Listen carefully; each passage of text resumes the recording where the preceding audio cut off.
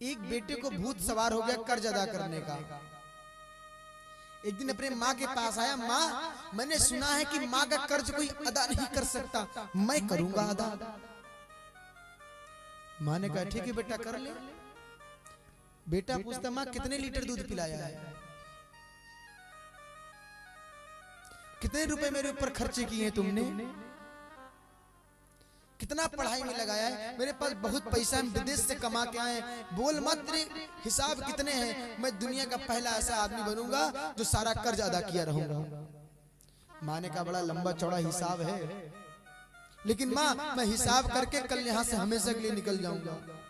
माँ ने कहा ठीक है बेटा, अब लंबा चौड़ा हिसाब है, रात भर का समय लगेगा, बताऊंगी कितना कर्ज है, लेकिन एक काम कर, क्या अब तो कल तू चला जाएगा कर्ज चुका करके। बोले हाँ। बोले आज रात मेरे पास सो जा। बेटे ने कहा इसमें कौन सी बड़ी बात है, सो जाएंगे।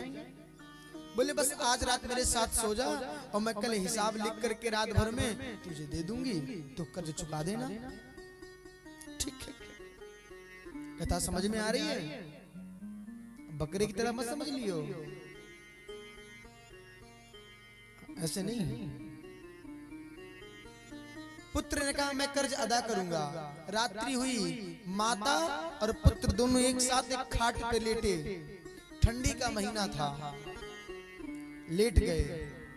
माँ अपनी आंखों में आंसू भर के रो रही कि मेरे बेटे के ऊपर किसी ने क्या कर दिया कि माँ के कर्ज को अदा करने की सोच रहा है और छोड़कर जाने की बात कह रहा है। रोते रोते रात के 12 बज गए। जब थक गई तो माँ ने कहा बेटे से, बेटा गला सूख रहा है, प्यास लगी, गिलास पानी दे देगा, वैसे भी तू कल छोड़कर हमें जाने वाला है। बेटे ने कहा माँ ठंड लग रही है, पर चल कोई बात नहीं, ले आता हूँ। बेटा गया, एक गिलास पानी लाया, माँ के सामने रखा। माँ ने पानी को लिया, लेकिन माँ रोते रोते इतनी पागल हो गई थी कि हाथ पैर कप रहे थे उसके। वो हाथ में जैसे जल पकड़ी और हाथ जैसे पास मिलाई, वो जल धीरे से जहां बेटा लेटा था वो जल वहां गिर गया। बेटा चिल्ला रही माँ,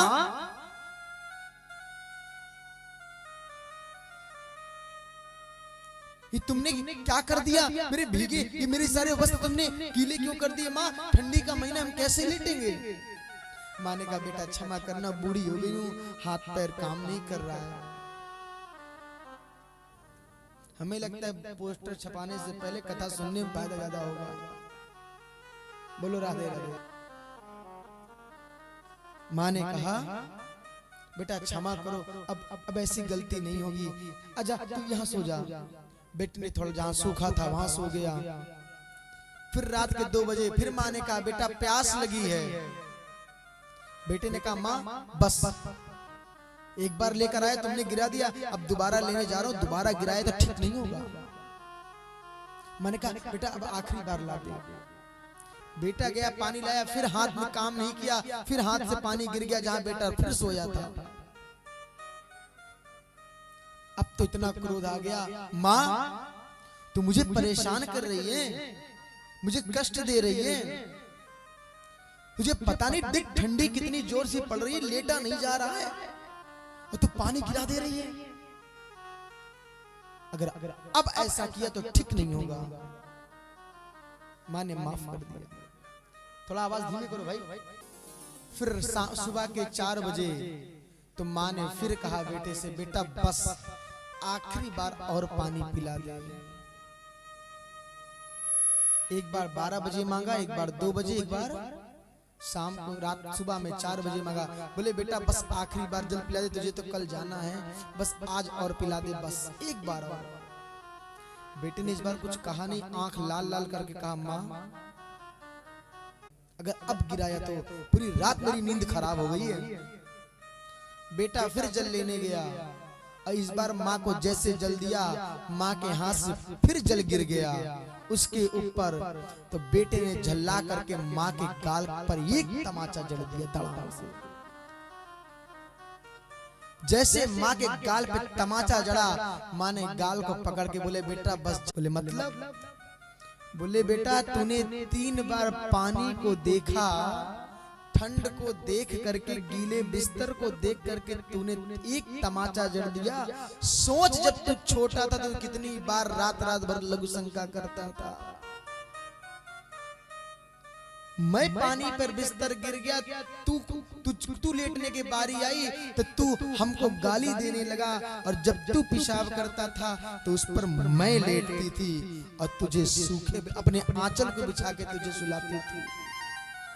तुझे रात में मैंने जगाई, तूने 1000 गाली दी और तू रात रात भर मेरे दूध के लिए रोता रहता। मैंने तुझसे तो कभी कुछ नहीं कहा, और तू मेरा कर्जा अदा करने आया है। क्या उस रात का कर्जा अदा करेगा जिस रात को जग करके तुझे पाला है, या उस रात का कर्जा अदा करेगा कि तुझे खुद गीले में मैं सुलाई थी। मैंने पानी मांगा तो तूने मार दिया, और तुझको तो मैं अपना खून पिला पिला के बड़ा किया। तो उस कर्जे को अदा करने की बात करता है। जा बेटा, यही मेरा कर्जा है, यही अदा हो गया।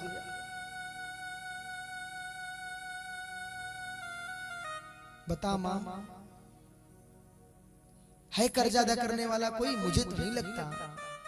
किस चीज का अदा करो कर्जा? पैर दबा करके, दवाई दिला करके क्या अदा करोगे?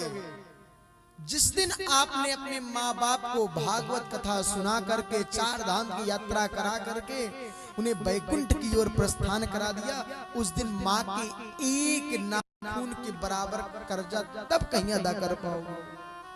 और कहते हो माँ का कर्जा अदा कर दिया? नहीं, वो पुत्र नहीं है, वो बेटा नहीं है जो अपने माँ बाप का अपमान होता देखे।